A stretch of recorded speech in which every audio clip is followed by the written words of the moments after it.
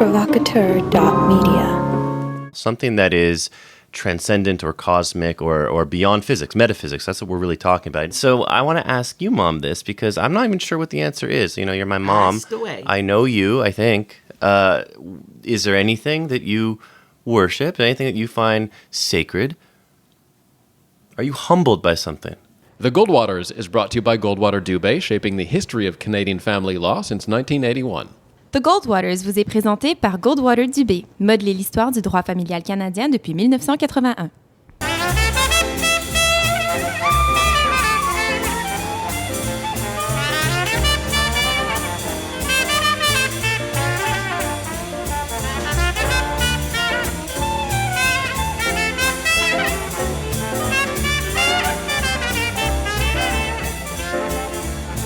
Welcome back to the Goldwaters. This episode is all about spirituality and religion. I'm your moderator, Dan Delmar. Hello, Goldwaters. Hey, Dan. Hi, Dan. Hi, Dan. How are we all today? Very well, thank you. And you? Excellent.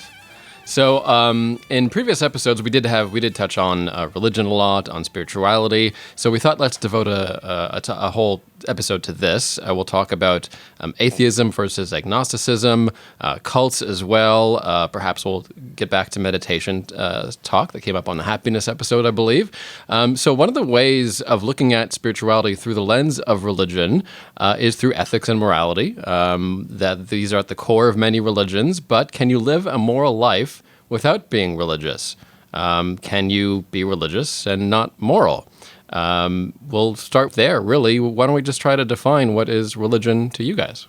I think religion had its place as a civilizing force as people learned to live together in ever larger groups, right? You know, when you started from the original group, which is the family, and humans or humanids, like early humans, lived together in small groups of a few families together to have a unifying force that would start bringing larger groups together where you might not know who Joe or Susie are, knowing that their shared beliefs permitted a cohesiveness and permitted the development of a social peace. So I see it as a socializing force, you know, for humans at a certain level of civilization, a certain level of education, but absolutely unnecessary in the modern era. I know that sounds funny because I remember being taught in high school that communism was a step along the path to civilization, which was represented by capitalism. So maybe I'm echoing the teachings of my youth. But at the end of the day, I can't imagine a more counterproductive force in the modern world. But wait, just because it's unnecessary doesn't mean that it's not enjoyable or productive. I mean, a lot of things are unnecessary, Mom. I mean, I can go without, carbs for a good long time, and it's not going to be very pleasant. Or the reality is that many people still continue to engage in religion. People of all different walks of life and different socioeconomic strata. People continue to engage in religious rituals, religious communal living, and religious psychology, and it brings them a lot of happiness and joy, and modernity is not torn asunder, and no one's sacrificing children to animal gods, and people carry on, and it gives them happiness. So I don't see... Well, I might take exception to that when I consider the parts of the world today in modernity where abortion is refused to even to children who have been raped. I have to tell you, I think children are still being sacrificed literally at the altar of religious belief. Yeah, and science produced atom bombs. Yes, there are horrible things done in the name of religion, but to say root and stick religion should be banished and produces no good, I think is a stretch. I never said it should be banished. Unnecessary, causes harm. Unnecessary, counterproductive to the values of civilization that are today framed without reference to the great monkey man in the sky. Or whatever your flavor du jour is, please, that is my irreverent reference to whatever it is you believe in, you, the wonderful listener, because otherwise if I name somebody's God, I'm sure to be offending that person. So I have a generic reference. Our Canadian Charter of Rights and Freedoms in the preamble makes reference to God, by the way. When you're speaking about, and I'm not even going for the United States, which is too easy as a choice to go to, but when you say that modern states or modern law, or what you're suggesting, does modern societies not make reference to these things? I disagree. I have two short answers for that. First of all, there's an awesome judgment out there that talks about the reference to God in the preamble to the Canadian Charter, and it says it's that reference that permits people of different religious beliefs to cohabit peacefully, because it underscores the fact that society itself, in Canada at least, is not adopting any particular religion, but recognizes there's an abstraction called God that animates many Canadian citizens, and that the state is recognizing that and considering that part of Canadians' freedom. The flip argument is also used by the British, who happen to have a state religion, and they have a state religion, and they are quite droll about it, because in fact that's why for the Brits religion is even of lesser importance. Let me depoliticize this a bit and turn to Samantha and ask you, Samantha, what are some of the benefits psychologically when it comes to religion and spirituality, and do you make a distinction between the two? I think that, one thing that's really important that I don't think we've actually even touched on is even a real answer to your first question, Dan. What is religion? We spoke about it as a vestigial tale. Last I checked, it's not something that's physically attached to us or that's hanging out our backsides. A religion on its simplest level is a certain moral code to live by and certain rituals, on the most part, on how to follow that. And it's organized in some way, manner, shape, or form. Does it have any benefits? Well, in terms of the research generally shows that people who are religious and participate in that do have greater senses of well-being and may have greater senses of community as well. Now, whether it's necessary to achieve those ends, well, we'll see. That depends. But the facts is that for people that are religious, they do tend to experience these benefits. And then to touch on your previous point where we're getting into, is religion necessary for ethics or for morality? Frankly, I don't think it really has anything to do with it one way or another. I think that there's been plenty of moral and wonderful things that have been done in the name of religion and also in the name of secularism, just as I think there have been some heinous and immoral and terrible things done in the name of religion as well as in secularism. So I just don't see that one begets the other necessarily. The reason I referred to religion as a sort of vestigial tale is because for all of us, we imbibe religion along with our mother's milk. Your religious beliefs, your sense of your religious identity, whether you're actually practicing your religion or not, comes in early infancy and childhood, because you are the values your parents espouse are transmitted to you, and those religious values are transmitted before political values are necessarily. As are all other values. But there's a difference, because in my experience, and it's my experience as an attorney, admittedly, people can accept or reject their parents' political values or attitudes towards money or prejudices a lot more easily than they can reject the religious values that have been inculcated. Again, I emphasize from infancy: circumcision, baptism, confirmation, communion. The intensity of that inculcation, I think, is the issue. There are certainly many people who convert or who find God in a certain religion late in life and at different points, and find many different gods along their lifetime. So I take your point. Yes, it's part of the mother's milk, but to Samantha's point, I mean, all culture is, if anything, I would think more fundamental secular laws that you grow up with and that you become acquainted with that really true govern your safety might be harder to change or to shed than religiosity. Well, I think a lot of that might be because you're children of quite a secular society here in Montreal and in Canada. When we were growing up, people of my generation, when we were growing up, moral values and good behavior and good citizenship were defined through the prism of religious belief. There was such a thing as Bible readings and Sunday school, or I went to Jewish school on Sunday mornings. So when I say Sunday school, I don't necessarily mean Christian Sunday school. And that's where the concept of values came from. You kids, just as I, went to conventional Protestant public schools where the religious content, certainly in your generation, was nil. Because for me, talking about religion in modernity in the year 2017 is like talking about phrenology or alchemy. It is like talking about hieroglyphics, of historic interest, but of what utility today. It's like talking about printing presses to generate a newspaper. Again, there's a historic interest. But that's why and in it both- doesn't make me insensitive to people who operated printing presses and earned a living and were displaced when the industry came to an end. So I have no difficulty, and I think between the three of us, I'm probably the one who has defended the most in our family discussions the idea that you have to let people be, and you have to let them entertain their irrational beliefs. And as long as those irrational beliefs are not causing harm, like the types of parents who refuse to vaccinate their children, there's an irrational belief that causes harm. But otherwise, for people who feel a necessity to light candles and pray and worship, so nothing changes. I'm more worried about the people who worship doubtful leaders like Marie Le Pen. That's what worries me. I worry about people who worship cult leaders who are taking them down a road to harm. That worries me. But the level of civilization that religion had already attained some time ago, which was to worship abstractions or to worship long dead historical figures, causes no harm. It gives people some inner peace.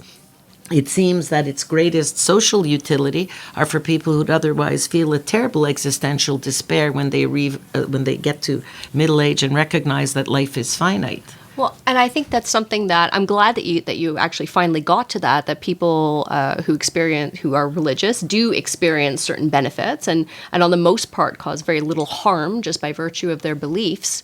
I just think that and that's why I think it puts in a different category than something like phrenology. And I don't think those are fair analogies because you're comparing it to, or the printing press or something, because you're talking about it as a sort of outdated technology. And religion has various different purposes. If we're going to see religion as a system of knowing, like a way to know the truths about the world, maybe not the best system. If we're going to talk about it as a way to attain higher morality or ethics, meh. So depends how you interpret the doctrine in there and what aspects you choose to actually follow and take seriously in the religion. Now, if you're talking about religion, on the other hand, as a way to have a sense of connection, as a way to have a certain feeling of transcendence and connection with your history and with the universe, and a sense of life not being finite, then these could be great sources of solace. But I want to point out to you, Samantha, and maybe unwittingly and with good intentions, what you're doing, in fact, is entering into the domain of religious belief and starting to judge it. This much and this kind of religious belief is okay, and the rest not so much. That's what you're saying. I'm saying leave it alone, but the reason I'm more candid than you and point out that it's counterproductive is because humans are very, very funny creatures. They rarely keep their belief systems to themselves, and then they brandish these belief systems to cause harm. And I would be remiss if I didn't mention the Crusades. Maybe you have to, stretch a little bit historically to find when Christians systematically did harm to others, but they did. And I don't have to go that far back in history to remind you of the times in history in Western Europe where Protestants and Catholics considered each other heretics for different reasons, and blood was spilled in the name of that difference. Now, let me just say, religion does not have the monopoly on harm. Yeah, or bigotry or intolerance. Bigotry. I mean, for heaven's sake. It's just absurd. Humans, maybe, have communism, plenty of secular movements. I mean, fascism. Like, there's a lot of secular movements that have caused many genocides in the name of secular ideologies. It's not really. Why don't I turn it the other way? If people want to find reasons to be able to harm each other or to do things in their interest and over the rights of other people, they'll figure it out, whether through religion or through secularism or through whatever. But to make it more distinct, though, and to try to frame the discussion, I think what distinguishes it is the mystical, or what Mom might be calling the irrational, something that is transcendent or cosmic or beyond physics, metaphysics. That's what we're really talking about. I noticed, Samantha, early on in your definition, you're talking about a group of people with certain beliefs, but you omitted that essential part. It's a good point. And so I want to ask you, Mom, this, because I'm not even sure what the answer is. You're my mom. Ask away. I know you, I think. Is there anything that you worship, anything that you find sacred? Are you humbled by something higher and more mystical? I'm humbled by the fact that I brought two souls into the world. conscious souls who with originality of thought and belief, and that in essence I created something out of nothing. And I'm making a point because we hearken to what physicists tell us about the Big Bang, that ostensibly you started with nothing or an elemental particle. Or Dad was the Big Bang. Oh, Daniel, you had to go there. Oh, you had to go there. Too easy. It was too easy. He sure was. He sure was. Okay. Your dad Now is don't. awesome. All right, now Bang. don't salivate He's over it. Okay. great. All I right. still think he's hot, and he's Okay. 71. My ears, Now they that- burn. They burn. So there was a Please, dear there God. was a Big please, dear Bang, God, and stop. Samantha And you were born. and we were born. But I just wanted to know that's it's very heartening. It's poetic and all those things. But to go back to rationality, Ma, we're just a collection of atoms, and there was electrons. some fertile juices going on, and we were made, and we're gonna die, and we're gonna have maybe other fertile And when juices. we die, consciousness will come to an end, and there is nothing else. Okay, but I don't think you really answered my question. Again, there's a beauty in what you said, but that was still an act that you performed, making us. And I'm asking about something really external, something that has nothing to do with you. I hate to say it all comes from science fiction, but it all comes from science fiction. Stranger in a Strange Land, Robert A. Heinlein, the late great Robert A. Heinlein. I am God, you are God. Because when we bring life into being, we are engaging in that elemental task that we otherwise ascribe to the abstraction called God, but we do that. And I think uniquely, I think many of our fellow animals do this. I mean, it is the essence of life to create more life, to reproduce, expand, and grow. I think consciousness is an inevitable consequence of the increasing complexity and diversity of life. And I think we, like other living beings, create tools and build, but we are at the summit of existence in terms of our ability to create something out of nothing, to build airplanes and buildings and subway cars. And I think that is the abstraction and the spirituality that I need. And I don't look at a beautiful church, a church that may be architecturally beautiful, and feel a greater sense of divinity and worship than I do when I look at, or when I used to look at, the World Trade Center. Or let's make it more mundane, when I looked at Place Ville Marie here in Montreal. Well, I mean, I just wanted to invoke one thing, and, excuse me if it's a little painful, but it's for a purpose. When Rocco, one of our first family dogs, passed away, we had a ceremony for him, did we not? We sure did. We buried him in our backyard, and We sure did. we invited members of our community, and if I recall, you had even said a prayer, right? You had printed out... The 23rd Psalm. Okay, so I just want to point out that sometimes... I'm a hypocrite? So what else is new? Did you just figure that out? I want the listeners to know that you're a hypocrite. Let me jump in here because I think there are a lot of listeners that hear that you guys have some connection to Judaism, to the Jewish community. What parts do you take from Judaism and which parts do you sort of leave to the side? Well, if I flip it on its head, I would say absolutely everything. There was no question that in the days where I was learning my civil code, never mind my criminal code, I had enough of a theological education to recognize that when we say that our legal systems in the Occidental world are based on Judeo-Christian values, it is very, very literal. And as a matter of fact, I've often touched on the intersection of those domains because I've had cases involving religious observance in the secular world, like the Jewish divorce case that went to the Supreme Court. And it was amazing the extent to which ancient texts of Jewish law corresponded word to word to where our civil code was, let's say, up till about 1981. The original civil code as it prevailed at the time of Confederation, which in fact dated to 1866, our code, was chapter and verse in terms of definition of what is a legitimate child and rules of inheritance and so on, could have easily been copied from ancient Jewish texts.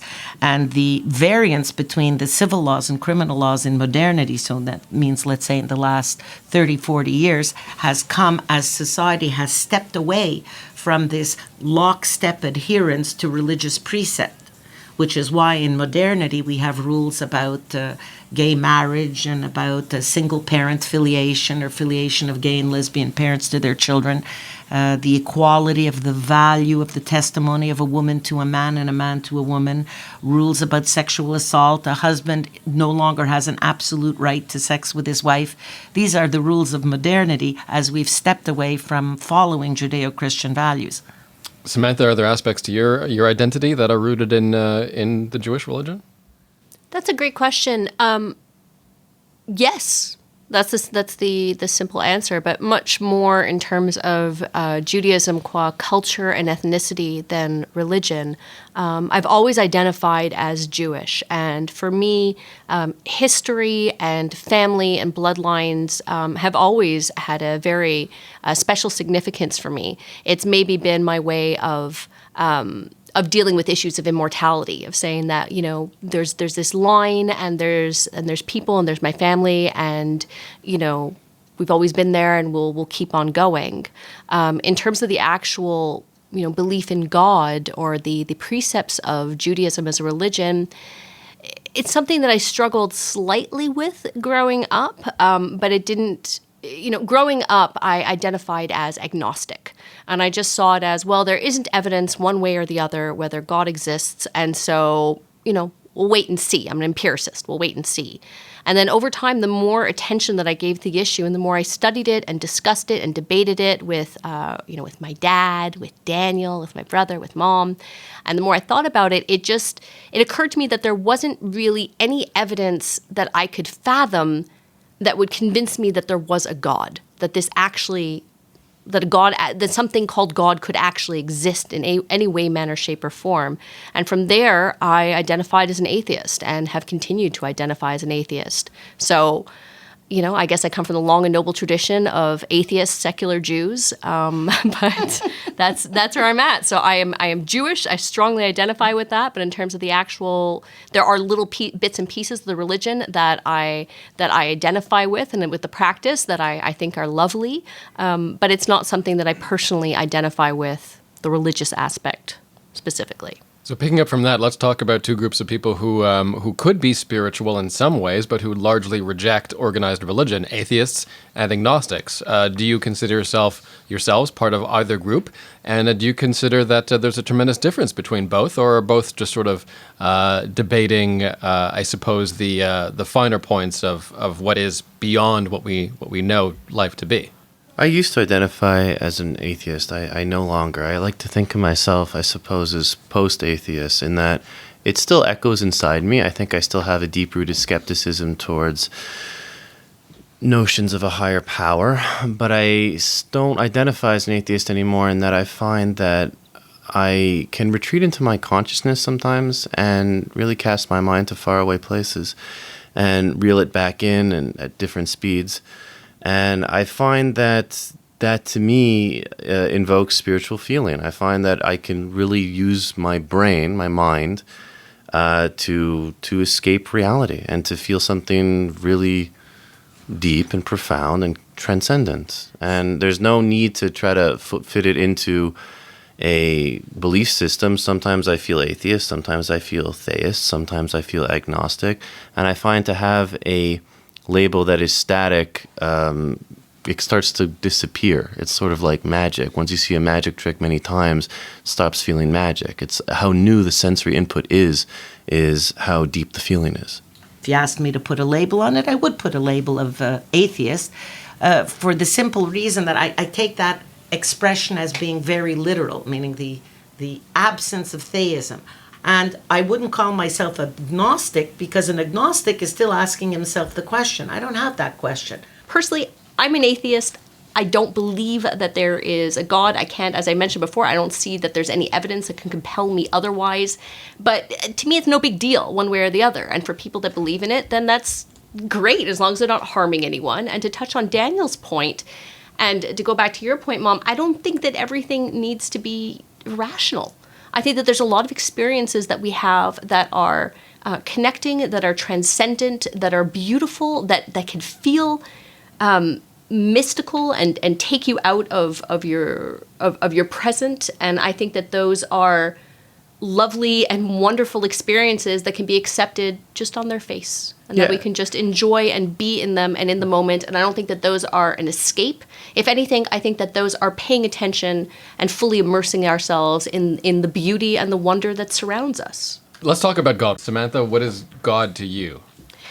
God to me is, when I think of God, I think of an immaterial, invisible, omnipresent being of sorts who has consciousness and who has some sort of say in world affairs and in the affairs of humans. And God defined thus, I don't believe in any more than I believe in than I believe in the boogeyman. But that said, if people believe in that, then that's wonderful and that's great. And if people find solace and transcendence and connection with that, and then, hey, why not?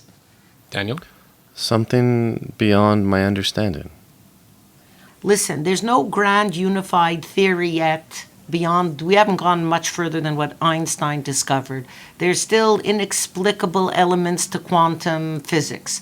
There's a question, is it true that there's n-dimensional space-time continua? There are many questions that remain to be solved. What are all the genetic mutations involved in Duchenne's muscular dystrophy? There is so much remaining to be discovered. There's so much we haven't yet done. Einsteinian physics predict that in the space-time continuum, you should be able to travel back in time as a dimension. Have we achieved that yet? No, it remains theoretical. We've just found the Higgs boson, but there's other elementary particles we're looking for that have not yet appeared. And there are many postulates out there for a grand unified theory, and that none yet has been proved, and it's a matter of opinion which one you like better. The fact that there are these different hypotheses, they presumably aren't all true at once. Do I know how to pick one? No. I'm interested in the outcome. I don't need a belief system to wait for it and to conduct my life until we find out what that grand unified theory is. This is the inherent problem with a lot of these debates, is that it's like if you define something as mystical and then you want to debate it, you can't, because it's this essence that's mystical is that it defies logic and defies comprehension. It is a feeling state. So it's a feeling that, so when you say beyond my comprehension, it's the feeling of being small, of being awestruck, of knowing that there's things that are beyond your ken and that's a beautiful feeling. Is that what you mean? It can be beautiful. Sometimes it's not. Let's take a quick look at cults now. Let me ask the question, when does a cult become a religion? And what do you make of some popular religions in the States that began as cults? Do they have the same legitimacy as the big three religions? Seems to me that the United States is quite a seething cauldron of new religions or cults. And I guess it's sort of in the mind of the beholder. So with the question I guess you're asking us to consider is, when are we just making meaningless noises that indicate a semantic difference, or when are we talking about a real substantive difference between a cult and a religion? From the atheist point of view, they're all cults. It's just some cults have been around longer than others. But that's probably too simplistic, I guess. I guess that's what you're leading at, no? What do you think, Samantha?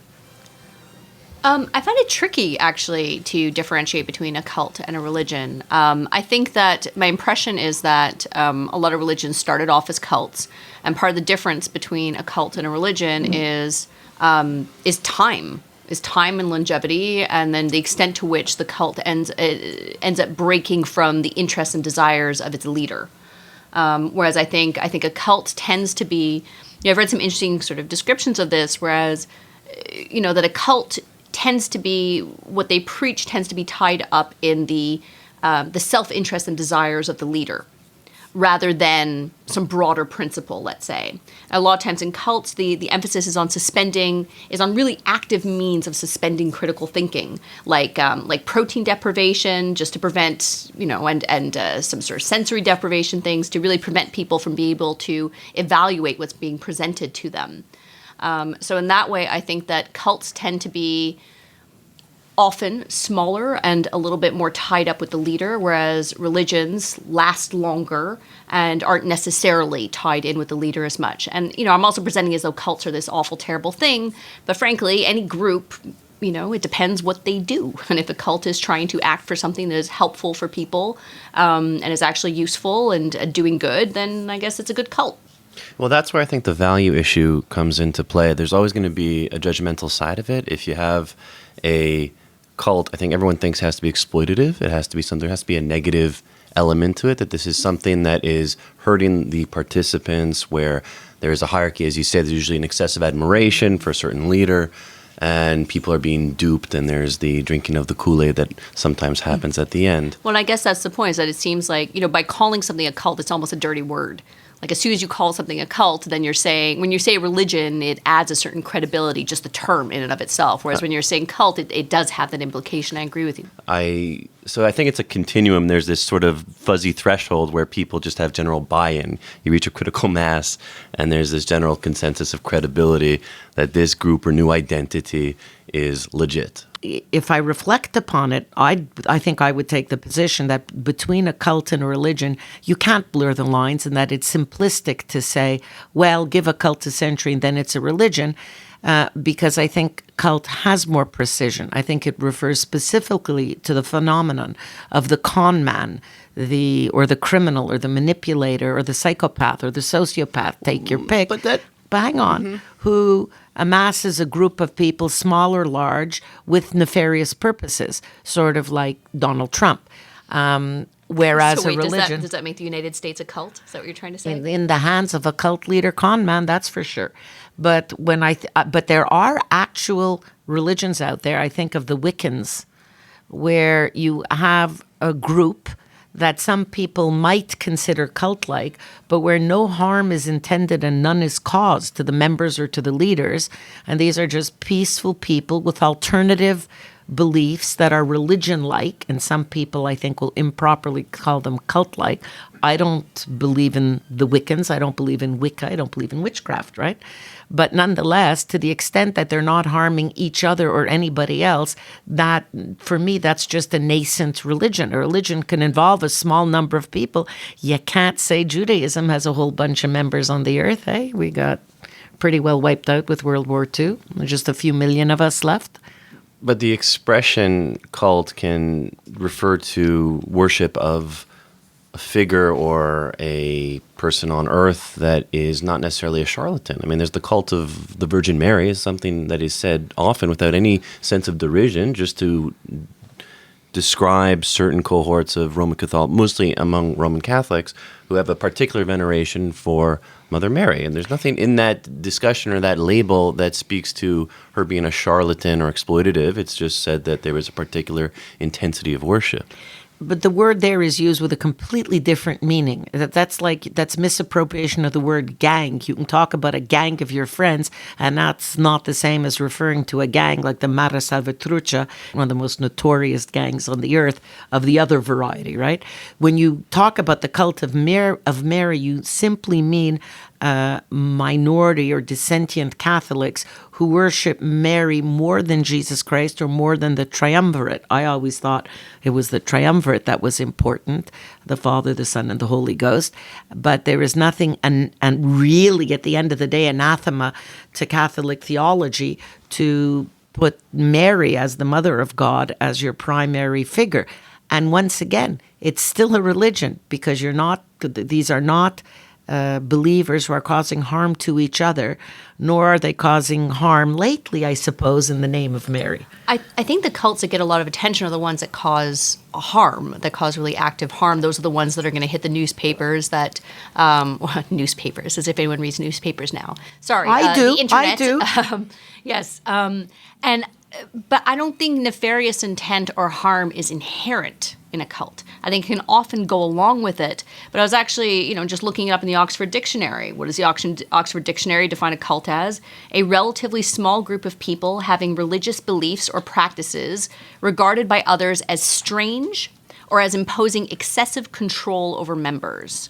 And I think that I don't think that the line of harm can really be how you divide between a religion and a cult. I think it seems to be more in terms of size of the grouping and acceptance, like how bizarre it seems to our sensibilities.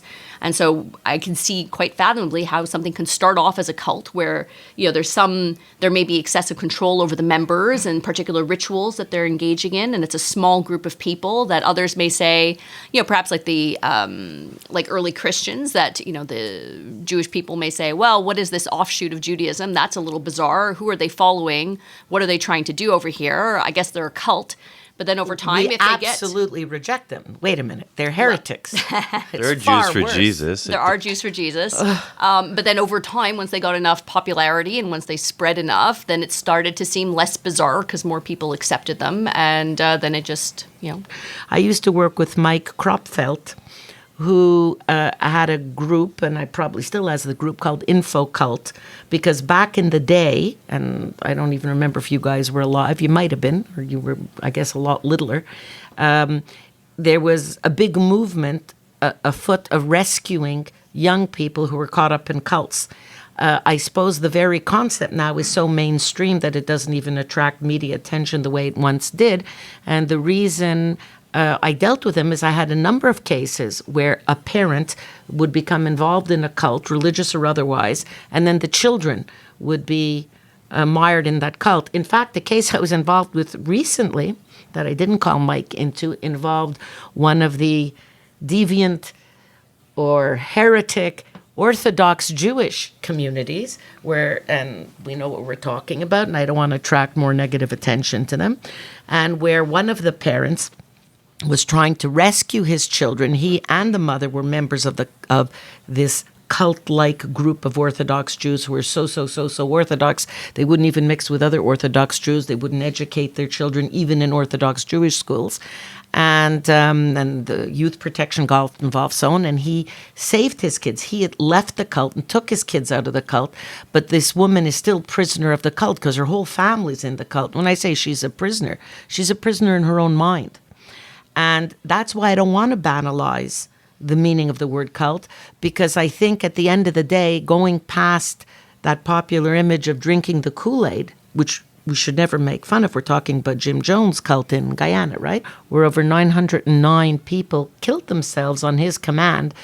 Kids of your age will use that expression, and you don't have necessarily the experience we have who are older, who lived through that period when we saw people's dead and bloated bodies because they followed this psychotic con man. So when you have a cult leader, you're talking about not just somebody who's pejorative. We're not just using a pejorative term. We're talking about somebody who can cause a huge amount of harm.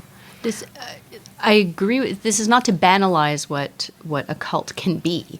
It's just to say that, and there are a lot of examples that we can pull from of cults that have been extremely harmful, where the leader is very charismatic and manipulative and uses the people in the cult to advance his own personal interests, often to the great detriment of the people in the cult and to their families. And that's terrible, and that's a tragedy. That said, I don't think that's inherent in what a cult is. As with the cult of Mary, you can have... Cults are what cults do. And so if you have a cult that is, a bit more benign in their interests or acting towards some sort of greater good, then they are to simplify, a good cult. There are a lot of... I think the structure in and of itself lends itself more to abuse. It's easier to be abusive and to be harmful in a cult setting than, let's say, in a religious setting where there's more people to draw on and there's more of a community to draw on, so it's harder to control all of the members. But that said, as the Oxford English Dictionary defines it, it doesn't necessarily have to be evil. Let me ask on that question: is there a such thing, in your guys' opinion, as a good cult? If someone is devoting a lot of time, and not necessarily doing any harm, but also not being particularly productive, can we still consider this person to be doing good, being a good productive person. Absolutely not. There is absolutely no way. I know there's many flavors and kinds, doomsday cults, racist cults, polygamous cults, white supremacist cults, religious cults, terrorist cults, blah, blah, blah, blah, blah. Even if you take away the pejorative adjectives, by definition, anything that takes a person away from his or her community and family and friends, isolates that person by reason of the imposition of a way of thinking, removes that person from the control of the normal governance of civil society. All those attributes, to my mind, are all about brainwashing, isolation, and they're causing harm. And if the only harm that's caused to the individual is to take him away from his job and his family and his friends and an independent way of thinking, for me, that's all the harm in the world. What if the job and the family and the friends are part of this cult and there was no moving from some other group into this group? I'm thinking of the Hasidic community in particular. And I wondered to myself, what harm are they causing? They grow up in these communities and they have a sense of stability and normalcy in terms of what they've perceived from when they were young. It's not like what you just described, Mom, where it would be, say, like me, like, I don't know, secular, basic Daniel being thrust into a Hasidic community and being forced not to speak to, I don't know, non-Jews or To us heathens? Yes, to you heathen secular Goldwaters. Just free Jews? Right. Well, I wouldn't go no further than Jewish cuisine to say that you're causing huge harm to poor innocent Jews who don't get to eat all the wonderful foods that we eat because we can eat everything from But they get Vietnamese to latkes. Italian. But they get latkes, and They get latkes are latkes. delicious. I'm sure that decrease their life expectancy. But what a life. I'm not really trying to be banal because certainly, as you know from me and as you know from your father as a high school teacher who's taught in many sectors has said some of the most brilliant students he's ever met, brilliant in a general way, brilliant in mathematics, have been amongst the Orthodox Jewish community. And so maybe your dad and I come in with more respect for the community than you might experience because we've been there and we've met some absolutely awesome people. And you can't beat Chesky's as a bakery. I have to add that. I mean, I just sort of bash Jewish cuisine, but Jewish pastries, oh my God. But more seriously, I've certainly met enough people, generally the men, interestingly, who have a huge regret that they never had a normal education, that they know nothing about the secular world, that they know nothing about the sciences, about paleontology, about geology, about meteorology, and I don't. And these are not trivial examples of science. They have no real understanding of the physical world or of biology, and it's tragic because it still has enslaved their minds. For all that they're brilliant debaters, I mean, it's a very exceptional form of cult. I love you giving that as an example. In fact, Daniel, because you can't say these minds are imprisoned the same way when some of the most brilliant debaters are from that community.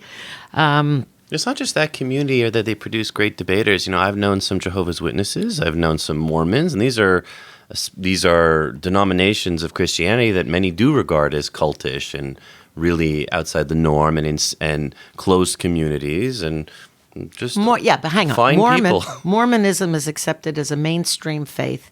At the end of the day, Mormons, after all, as part of their process in growing up, must travel around the world.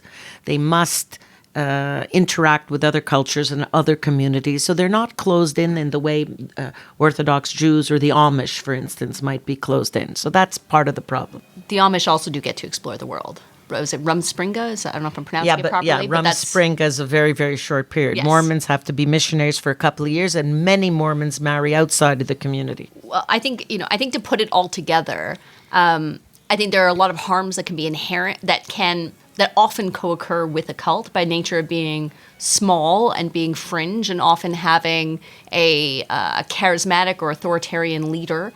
I don't think that's necessarily the case. I think that they can, over time, if they get enough credibility and if they expand widely enough and loosen some of the holds, become a religion and then enjoy greater popular support. But I think, again, if I heard somebody, but that said, the bottom line is, if I heard someone tell me that they joined a cult, my first reaction probably wouldn't be, hey, high five, that sounds great. I think my own biases would probably play in pretty strongly, and I would just, look very concerned. Oh, they wouldn't call it a cult.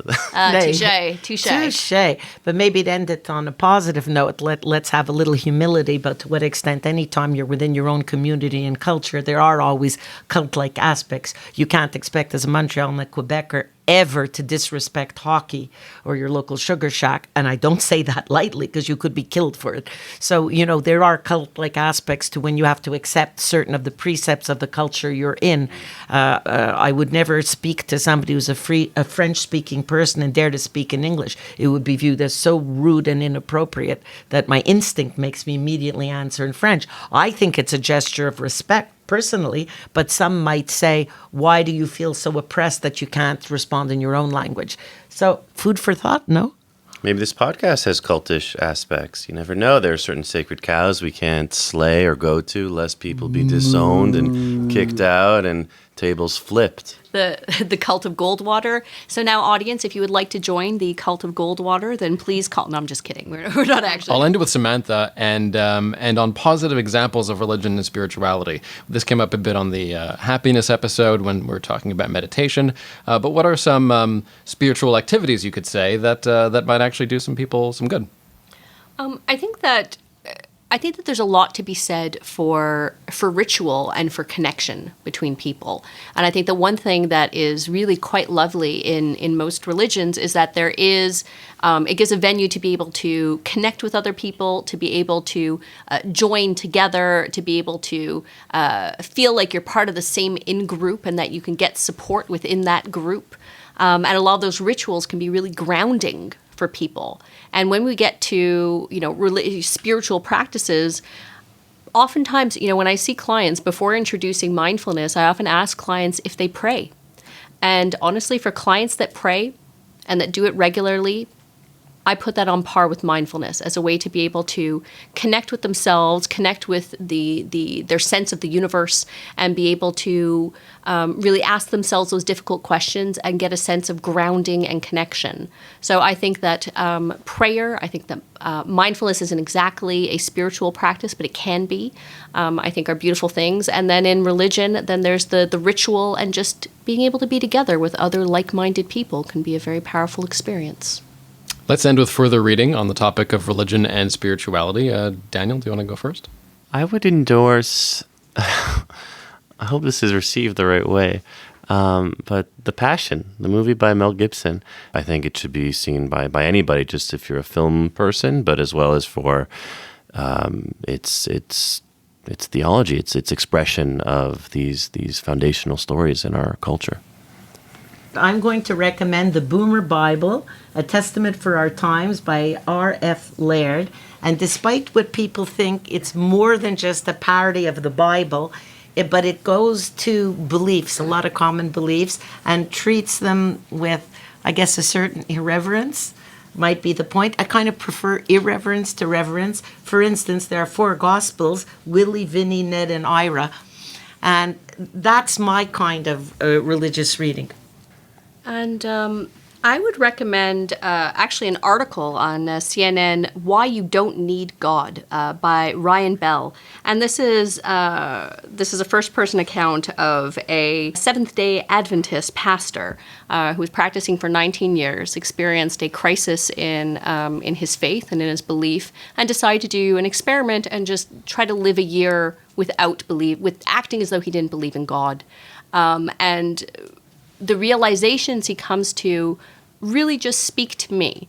I don't think it's necessarily for everyone, but in reading it, I was just, nodding my head and actually saying yes, under my breath as I was looking through it. It really spoke to how I view atheism. And check it out. All right, thanks, Goldwaters. Don't forget you can listen to past episodes at thegoldwaters.ca and join the conversation on Facebook or Twitter with the hashtag #TheGoldwaters. Please subscribe on iTunes as well. It's also available on SoundCloud and your favorite podcast platforms. And new this week, we're looking to hear directly from you, the listeners. Drop us an email at talk@thegoldwaters.ca and tell us what you think about this show or others, and we'll use your comments on a future broadcast. I am your moderator, Dan Delmar, and thanks very much for the talk. Thanks, Dan. Amen. Look who's here. There's Spud, the miracle dog. Miracle dog. Hey, Sputnik. Hi, Mr. Spot. Hi, baby. Hi, Miss Munchkin.